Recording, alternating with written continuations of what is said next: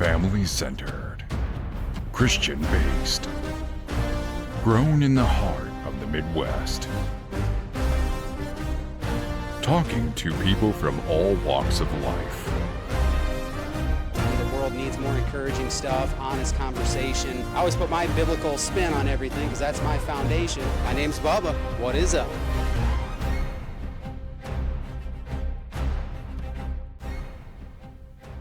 What is up, everybody? This is not going to be your normal episode. If you're watching on video, you can tell this is kind of a different setup for me because I'm in the middle of filming a big project for the Wapsie Valley Football team. If you've been living under a rock, you don't know that our season finally came to an end just a week ago, not even a week ago yet, in the semifinals at the Unidome against St. Ansgar. And man, it was a heck of a season. That was a long, incredible season, and to be honest, I'm having trouble moving on. So I know throughout the whole process, I was doing pretty good with releasing regular podcast episodes and things, and then towards the end there in the playoff run, I would miss a week or two. I was focusing on doing things, funny reels for the football team, trying to just focus on that and enjoy the ride, and the podcast episodes kind of started to get lost on me, I guess. But so really, to the people that aren't in this community around here and they're actual just fans of the podcast, they're probably like, what is this? Is this a podcast, or is this guy into football and highlights and high school football? So they're probably a little confused right now. But yeah, just to clear that up, like, this is a real life podcast. I talk to real people. I try and reach out to bigger names that most people know, but I also talk to just your regular, everyday, average Joe. Everybody's interesting in my opinion, but my real life is going to come out in the process as well. My worldview, which is biblical, my interest, which is definitely football, and the fact that my son plays for Wapsie Valley and they had a deep playoff run this year that they earned. They're not just gifted boys. They definitely had to work for it. That kind of took center stage these last few weeks. We're going to focus on that a little bit this episode, and then maybe I can start moving on and getting back into the swing of things. Holiday season is right upon us, man. Thanksgiving, Christmas, all that good stuff. So I will be able to move on, but I probably won't be able to until after the football banquet, which when that comes up, then my little project that I have this new setup for will be all complete. We're just going to leave it there. So if you're new and you don't understand what this is all about, or you're a little confused or whatever, trust me.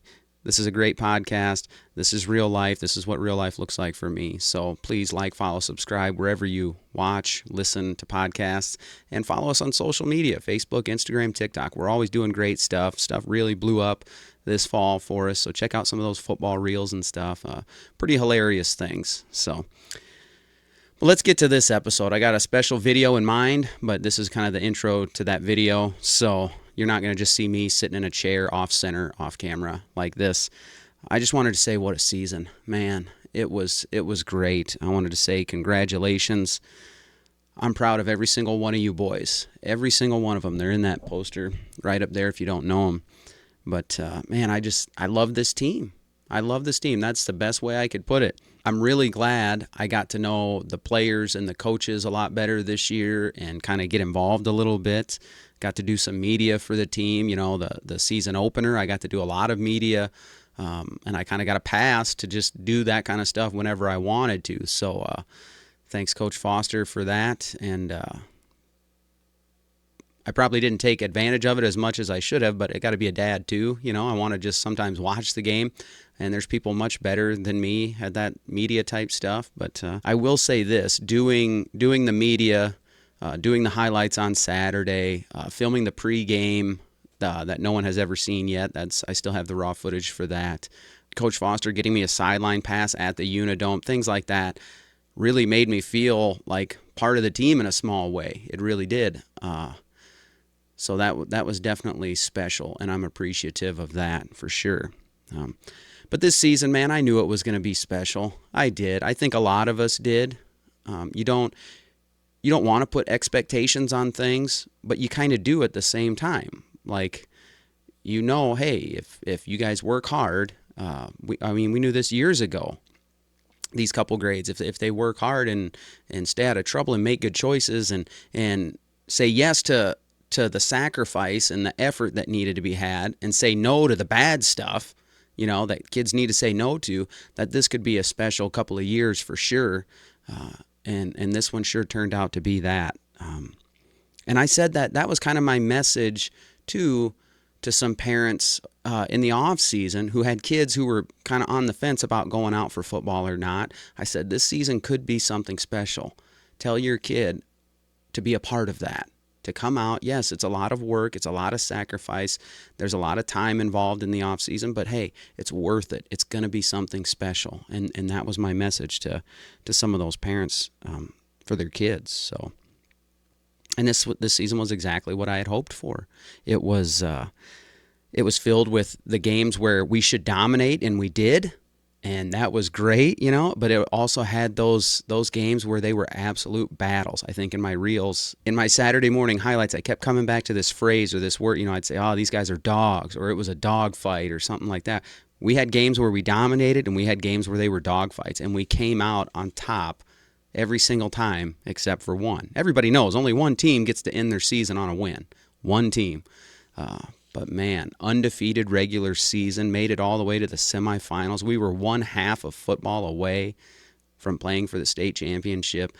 It was impressive. But yeah, we had both games, man. We dominated certain teams that we should dominate, and then we had those dog fights, and we'd come out victorious. It was great. We had those games where it was like we were just putting on a clinic, and guys like Hunter Curley and Caden Dana, they were racking up stats like they were playing Madden. The offensive line was opening up holes that you could drive semi-trucks through. It was just crazy.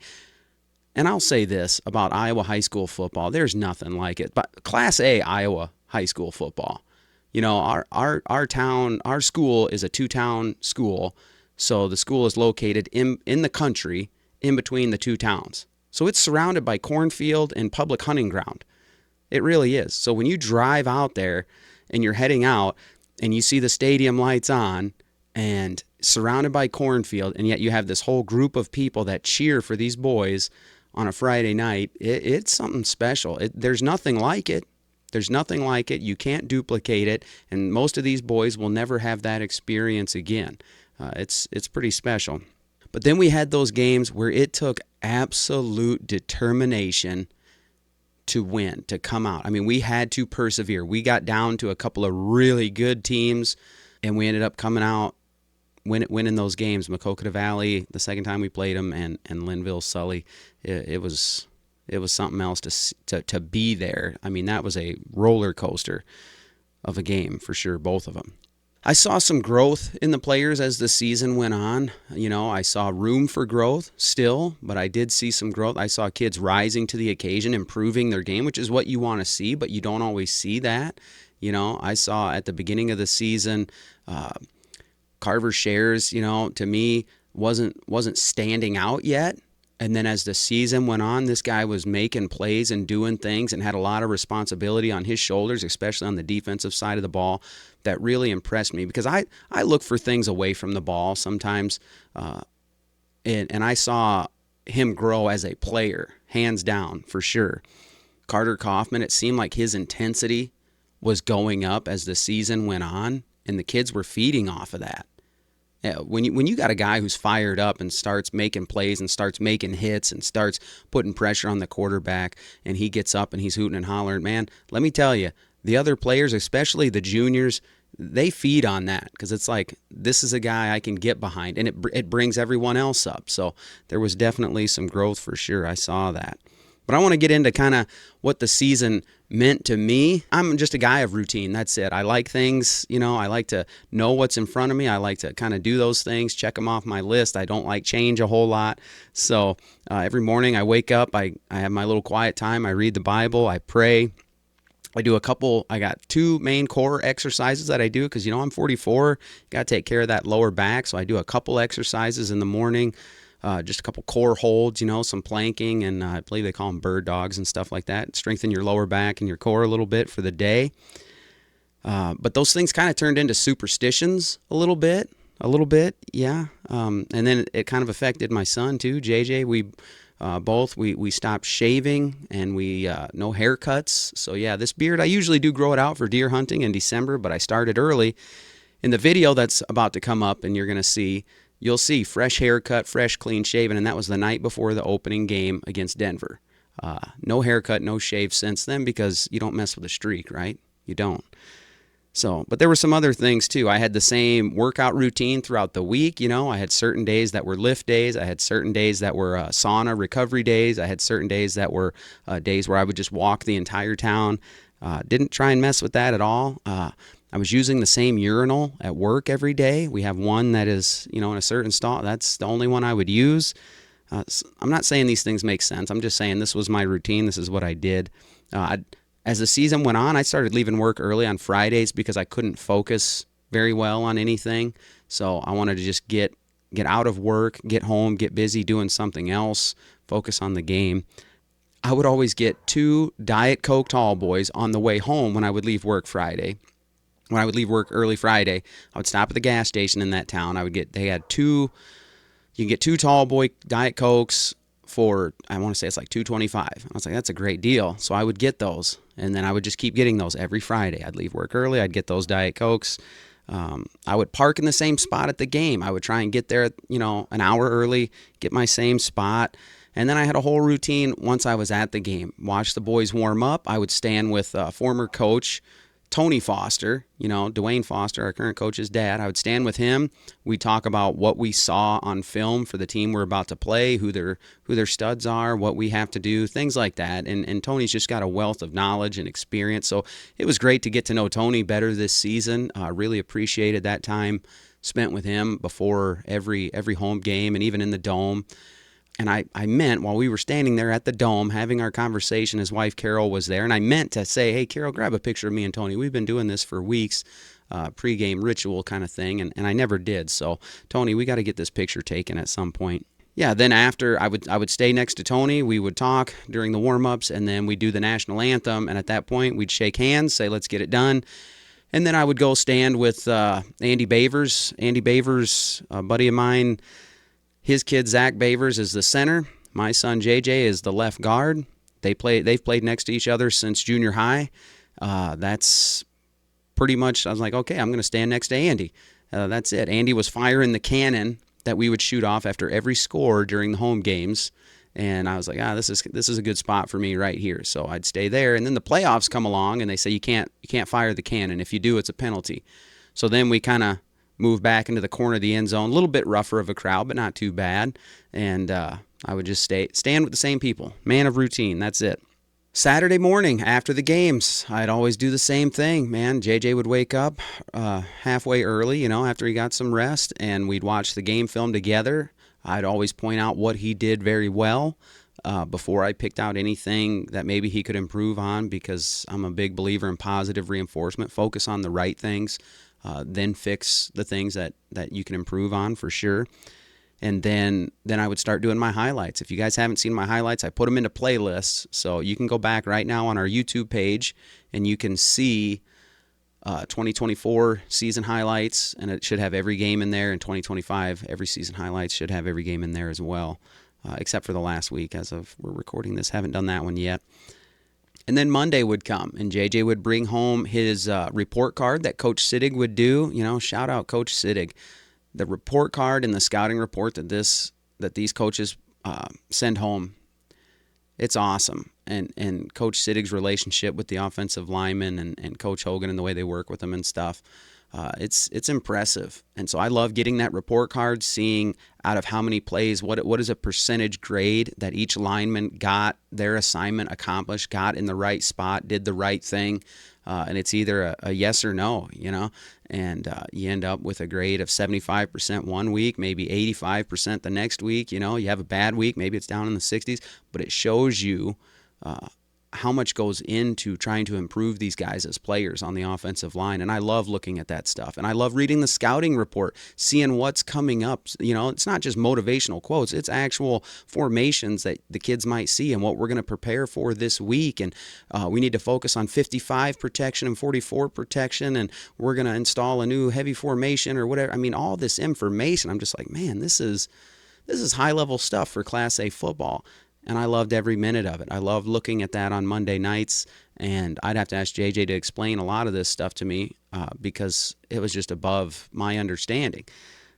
Also on Mondays, when I would get to work, I would chart every single game every week, but only the week we were in. I would never look ahead. I wouldn't write out the whole schedule. I would write the team we played, if they were ranked, and what was the score. And then I would write the next team. And it would stay blank all week until the next Monday. I would put in the score. And I'm going to try and insert a picture of that right here. Never looking ahead, only focusing on the week in front of us. That was it. And that was really fun. That was a conversation starter every time somebody came in my office at work. It's a really cool picture. So, fun thing to do. So in summary, I loved every minute of it. Yes, I love the stupid little silly things I was doing. I love being a part of the team doing media work. I love just being a dad of a player and talking with the other dads and fans. And I love to see the whole community standing out. You know, my brother-in-law Lance coming to the playoff games. That was fun. You know, me and him played together a lot of years, and then watching, you know, my son, his nephew play at a high level, that was a lot of fun. My wife's cousin, Scott, you know, who just made school board for Wapsie Valley. Congrats, Scott, you know, and Haley. And I loved every minute of it except for one. There was one, and you know who you are, Jonathan Kono. Man, let's just say I was puking after one of the games because it wasn't because of nerves. It was because of something else, and it wasn't alcohol, but it was definitely a tobacco product that I don't recommend to anybody, and I don't know if if I knew it was tobacco, I wouldn't have taken it. I thought it was something like a coffee pouch or something like that, and let's just say, yeah, when you're not used to nicotine, it's not going to affect you well, so stay the heck away from it, okay? It's bad stuff, but I was puking after that Maquoketa Valley 2 game. That was not good. That was the only experience the whole season I didn't enjoy right there, except for, I guess, not being able to make it to the state championship. But like I said, only one team ends their season on a win. So it was everything I hoped for this whole season. As special as I wanted it to be, what I knew it could be, it definitely lived up to it, and it was every bit of that. I loved it. So seniors, I want to say I'm proud of you guys, man. I really am. It was good to get to know a lot of you guys. If you're moving on, I want to watch you. If you get to play some college football, I definitely want to watch you. You know, kids like Luke Reardon, who I knew growing up, you know, at church in the nursery when this kid was little, and I believe he got. You want to know why Luke is so tough?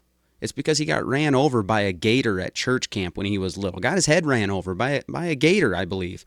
Asked Paul and Gwen about the story. It was really interesting. And he's fine. He's one tough kid, that's for sure. But it was a pleasure to watch you guys, seniors. So, and I know how hard it can be to take those pads off for the last time. So, been there, done that. It's tough because every sport out there, it seems like you can continue to play basketball recreationally or find leagues to play in and stuff like that. Baseball, same thing. Golf, same thing. But football, it's sure maybe you can find a little league to play some flag football or something like that, or just get some guys together and go play. But man, it's never the same. You're never going to put those pads on again. You're never going to have the crowd cheering for you again like that. It's a special time, and it can be tough when it's over. So it was a treat. It was a pleasure to watch you guys and cheer for you guys. Juniors and underclassmen, man, next season starts now. It starts now. I mean, maybe not technically right now. Take a little bit of a breather or whatever. But for you juniors, this is it. This is going to be your last run. Every day that goes by is an opportunity for you to reach our end goal. You know, your goals are always, hey, let's win our district. If we can win every game, great. Let's win our district. Let's secure home field advantage. Let's get into the playoffs. Let's make it to the dome. And when we get to the dome, let's win. I mean, kind of in that order kind of thing. Well, that stuff starts right now. Next season starts right now. What are you going to do to make that happen? You can't just show up once the season starts. It starts right now.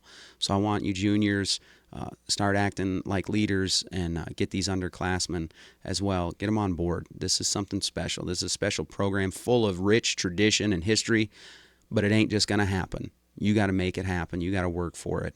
And this is the place to do it. It can definitely be done. So I'm proud of every one of you guys as well, for sure. So on this episode, I said there was a special video coming up. It's not just going to be me sitting here in this weird setup like this. We're going to go back to the beginning of the season. We're going to go back to where it all started the night before the first game. Seems like we start our season every year against our rival, Denver, who is a class above us, and they're really close in location to us, Denver and Reedland and Fairbank, very close. So it's a big-time rival, and this is the night before that opening game. It's always a tough game, no matter what the expectations are for either school. It is always a tough game, for sure. And just to be clear, we came out and were just pummeling those guys, 21-0, I believe it was, and then we ended up winning 28-21. So they came back, and we had to put them away, for sure. But it was a tough game. Well, this is the night before. This video was from the night before. Coach Foster, 2 years ago, he gave me the privilege of giving a pregame, or a season opener type speech the night before the first game, before the team meal on Thursday. And, when I speak, I don't want to, even though I'm talking to a football team, I'm not just going to talk football. We're going to talk life. We're going to talk about character, adversity, things like that. And I just say what I think the kids need to hear.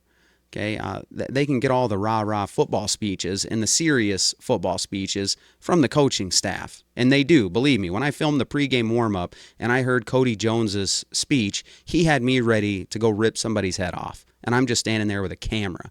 So they're good at that. But mine, I guess, probably go a little bit deeper, and I hope to maybe set the tone a little bit, but also say some things that the kids need to hear that maybe they don't hear. I don't know.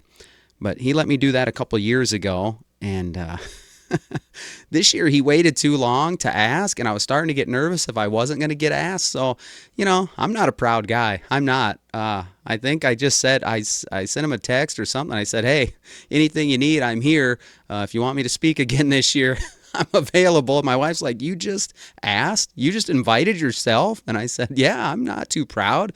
These are moments that I live for, I guess. I'm hoping I don't have to ask again. I hope I don't have to ask next year.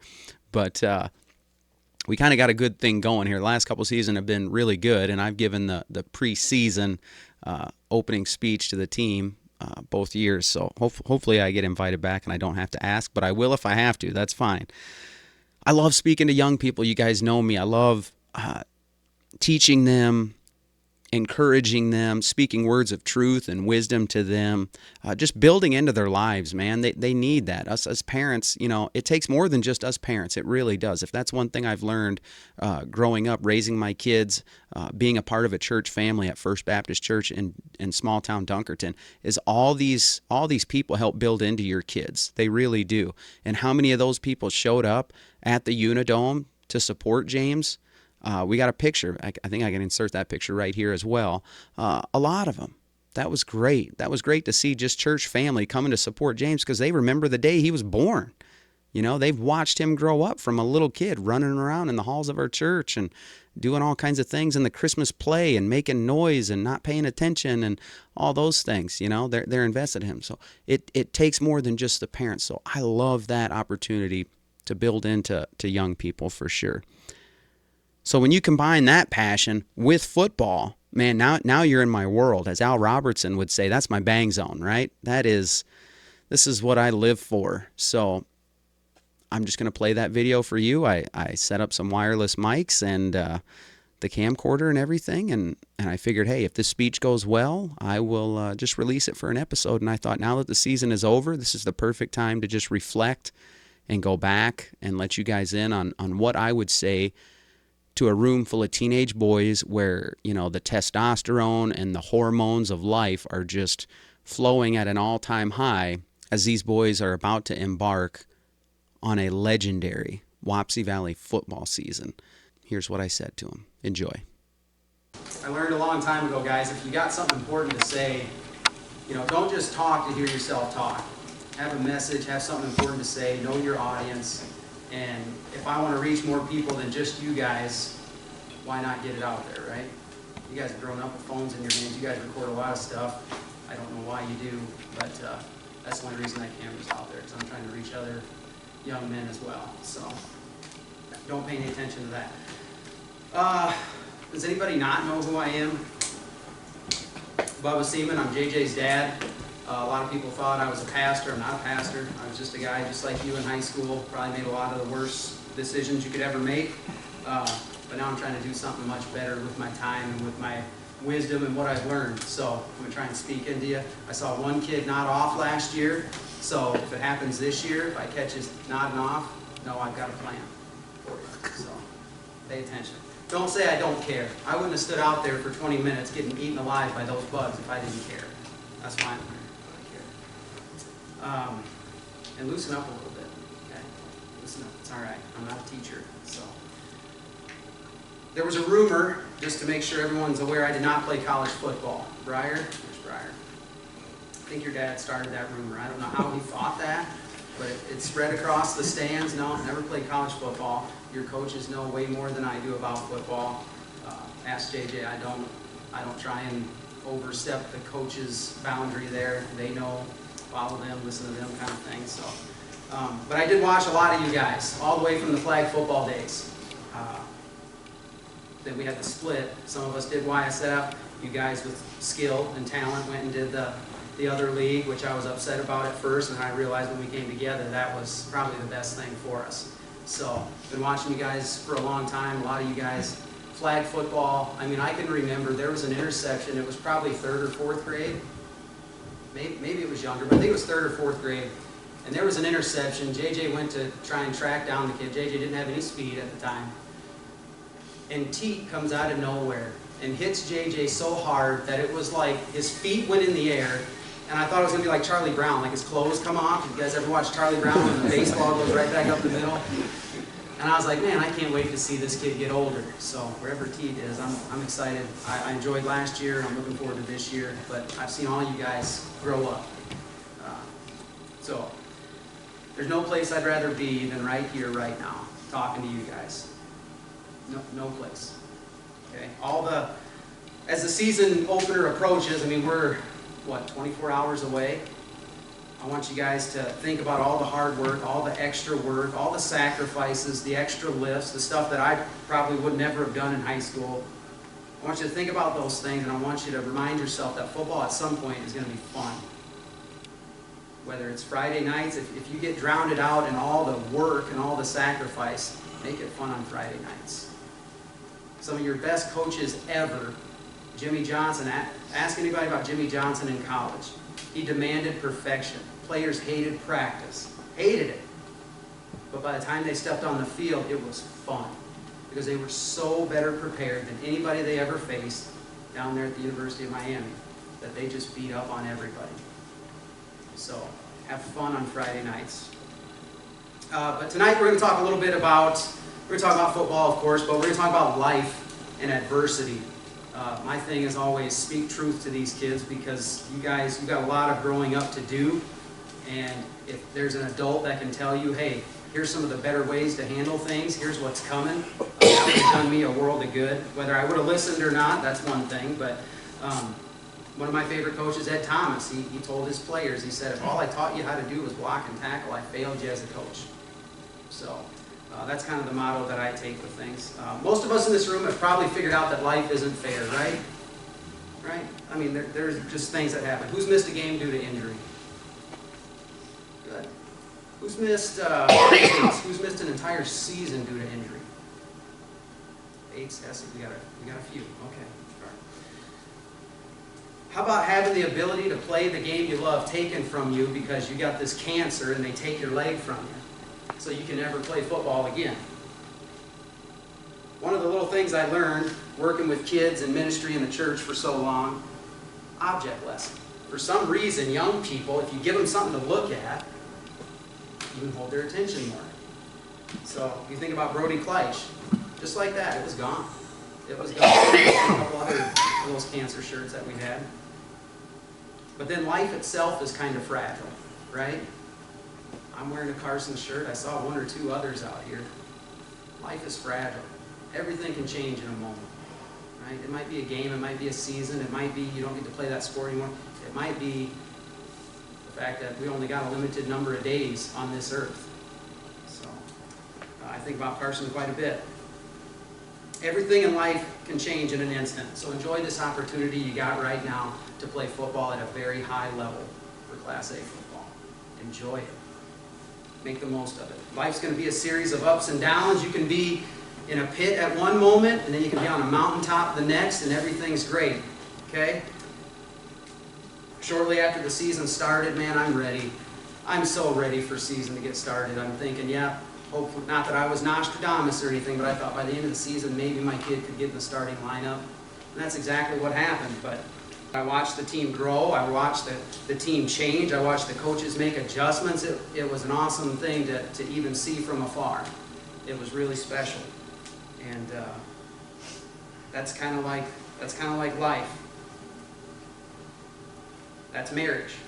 That's sacrifice. A lot of people are going to tell you as you grow up, marriage is about happiness, that life is about your feelings. So you guys are all probably future dads and husbands and all that good stuff, so listen up.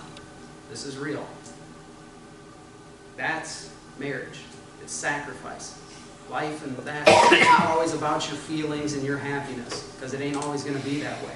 But if you sacrifice to make other people around you better, if you sacrifice for your spouse, you know how happy that's going to make them? And you see how then it starts this revolving circle. So if you sacrifice for others, trust me, things are going to go well.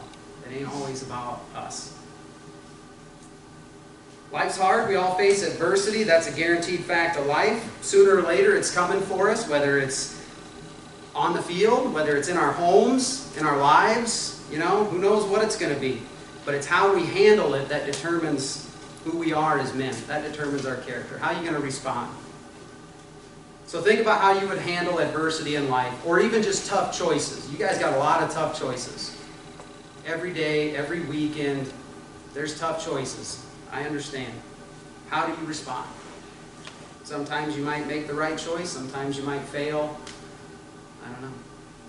I think about the offense. Coach Foster, Coach Siddig, they look at things. They call play after play based on what they know about your ability and your talent, and then what they see in the defense.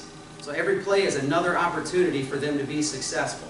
So they go in with a game plan. And think about Coach Jones on defense.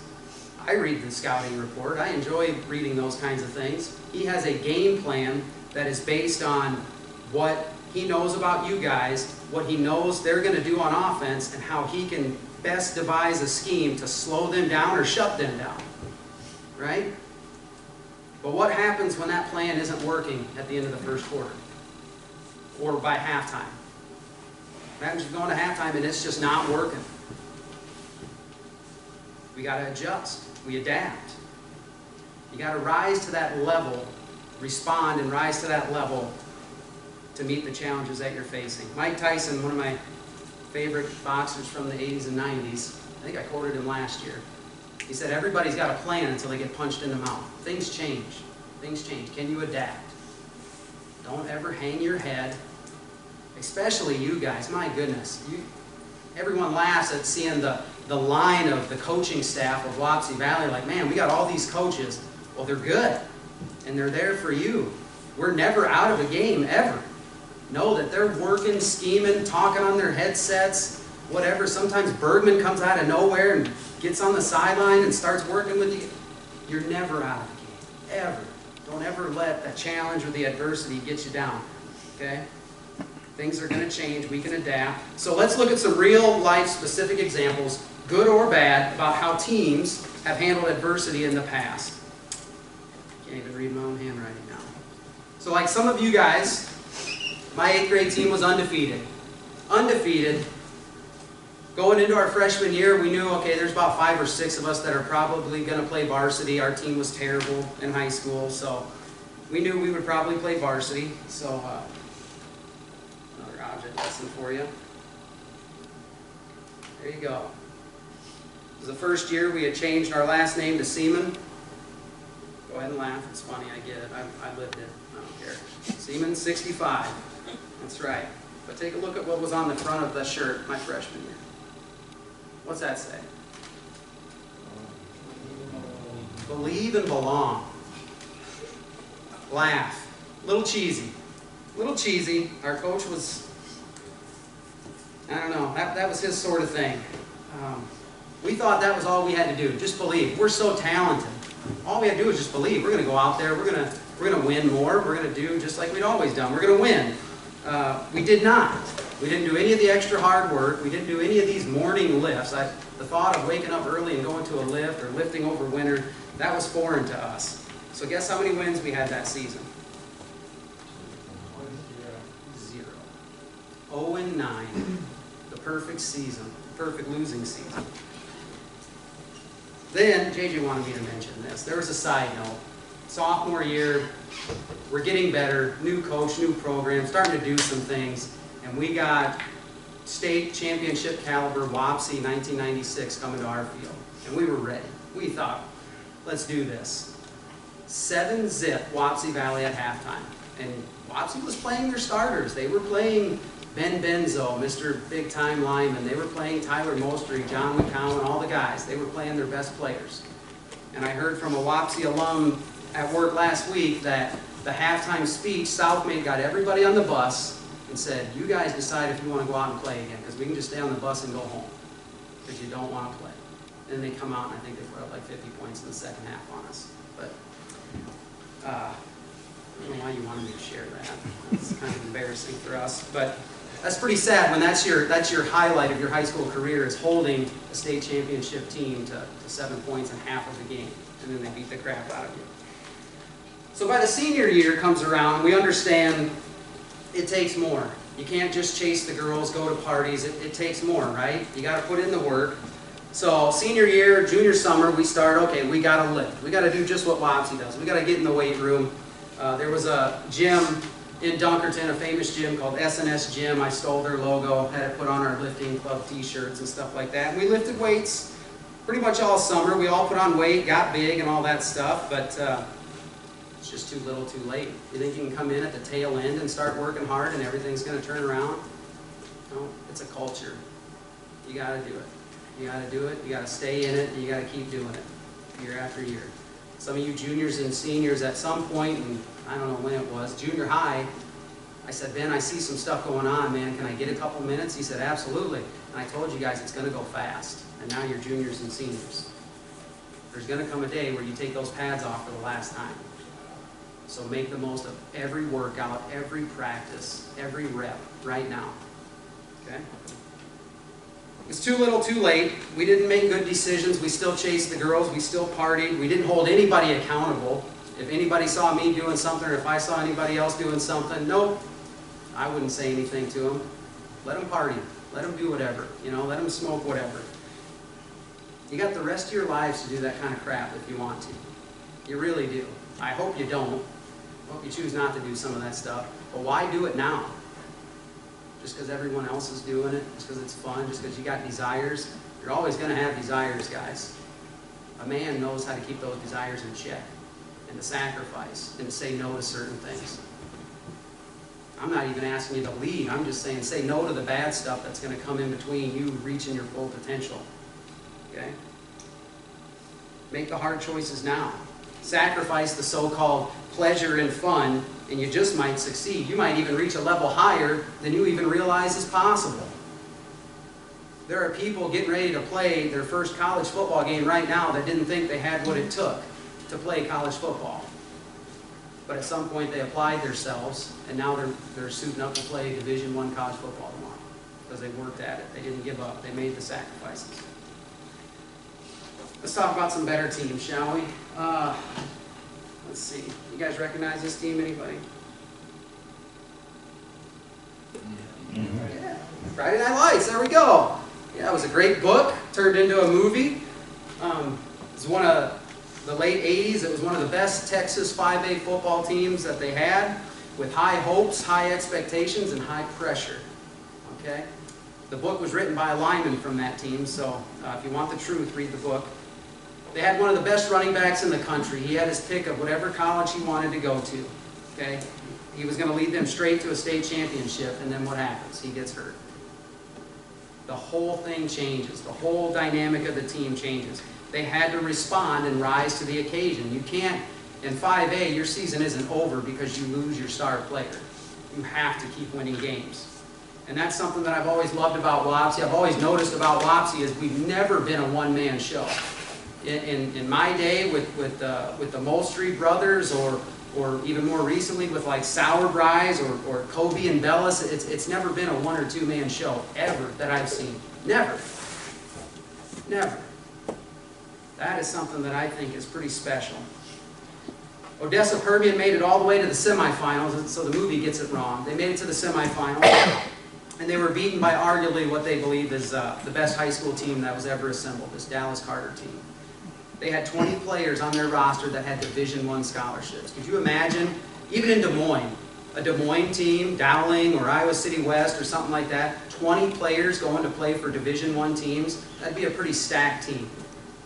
And that's the team that beat them, Dallas Carter.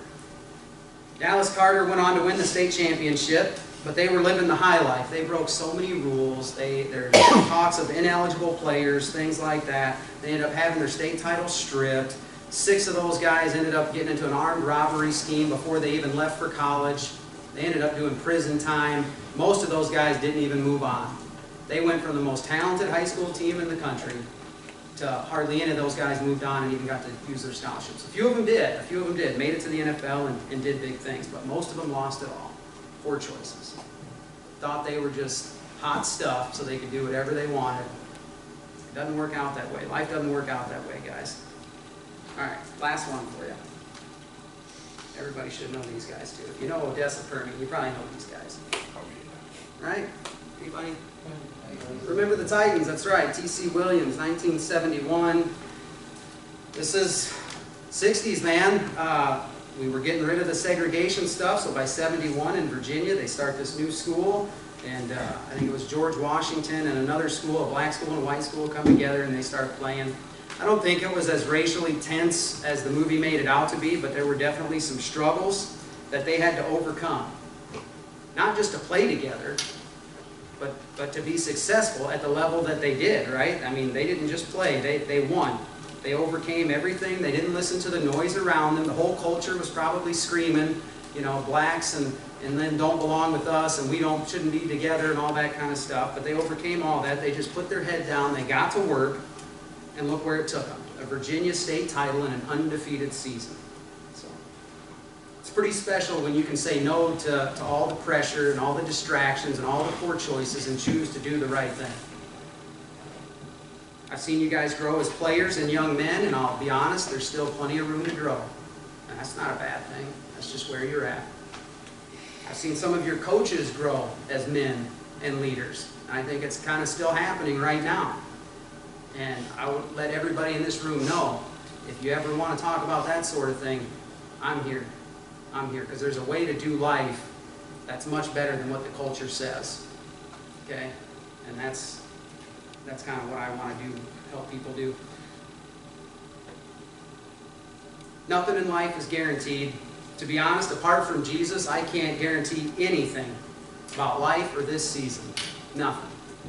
But I know that if you guys work as hard as you possibly can with the talent that's in this room, you guys can become good young men with a good work ethic and good character. But it's up to you. No one's going to do it for you. That's all on your shoulders. You got to decide. None of you guys would be disappointed with the results, and you become better men for it if you choose to do so. What you want is out there. Okay? Whether we're talking life or we're talking on the football field, it's out there. Whatever you want. You just got to be willing to work for it, sacrifice for it. The results will come. But for now, we are talking specifically about football.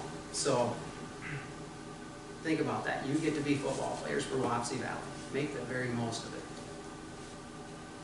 I see the stuff on social media. I see all the stats that come up. I saw we made the list of state championships in school history and stuff like that. And it was cool to even see us on that list. What have you done so far? Go get it.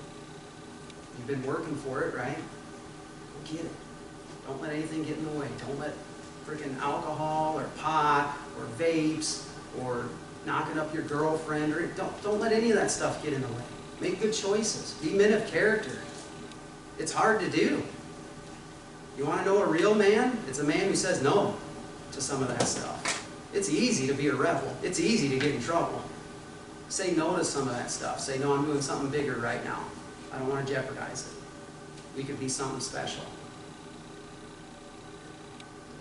I said it last year, you guys will never have another moment like this in your entire lives where the entire community, not just the school, not just your coaches and your parents, the community. Some of you guys I've never talked to, but no, I'm in your corner. I'm rooting for you. Those stands will be full. Everyone wants to see you guys succeed at the highest level. However far we can go. Everybody's behind you. Every single person that you might not even meet. Take advantage of that. Make the most of it. But most importantly, find time to enjoy it. Enjoy it. Football should be fun. At some point. There's no other team, no other players, no other coaches I'd rather be a part of than this one right here, right now. So good luck this year and be Denver.